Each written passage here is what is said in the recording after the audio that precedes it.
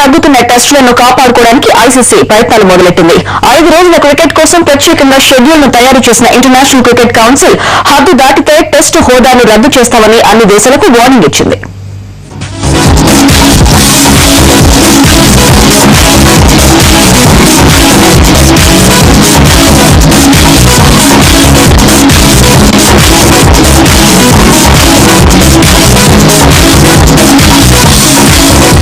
ఓవైపు వన్డేల జోరు, మరోవైపు 20 ఫార్మాట్ పోరుతో టెస్టుల మజా క్రమంగా తగ్గుతోంది.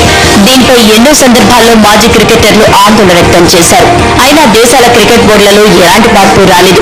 టెస్టు క్రికెట్ ను రక్షించుకోవాలన్న ప్రయత్నం జరగలేదు. పరిస్థితి ఇలాగే కొనసాగితే ఖచ్చితంగా వచ్చే 10 ఏళ్లలో టెస్టులు మాయమైపోవడం ఖాయమన్న అభిప్రాయాలు వస్తున్నాయి. ఈ పరిస్థితుల్లో ఐసీసీ రంగంలోకి దిగింది.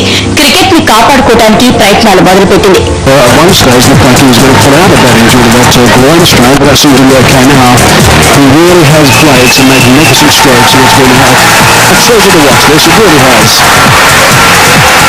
అనిల్ కుంబ్లే నేతృత్వంలోని ఐసీసీ కమిటీ కీలక సమావేశం జరిపి కొన్ని నిర్ణయాలను తీసుకుంది.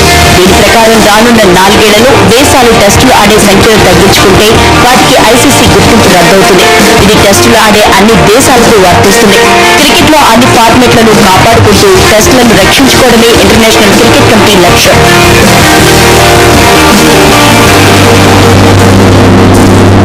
వీలైతే వన్డే తరహాలో కొన్ని విప్లవాత్మకమైన మార్పులను తీసుకొచ్చే ఆలోచన చేస్తోంది క్రికెట్ కౌన్సిల్.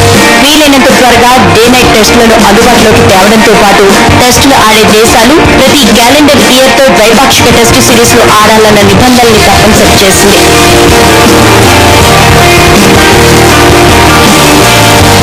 ప్రస్తుతం ఐసీసీలో సభ్యత్వం ఉన్న దేశాల్లో England, India, Australia, south Africa మాత్రమే క్రికెట్ కౌన్సిల్ సూచించిన విధంగా టెస్టుల్ని ఆడుతున్నాయి. మిగతా దేశాలు వన్డేలు, 20పైనే దృష్టి పెడుతున్నాయి. దీంతో సహజంగానే టెస్టుల మీదున్న ఆదరణ తగ్గుముఖం పడుతోంది. దీన్ని అరికట్టడానికి ఐసీసీకి ఇంతకు మించి మరే మార్గం కనిపించలేదు. ఇప్పుడు క్రికెట్ కౌన్సిల్ పెట్టిన రూల్స్ కు అనుగుణంగా టెస్టు సిరీసులు జరిగితే మళ్లీ 5 రోజుల ఆటకు పూర్వ వైభవం రావడం ఖాయం.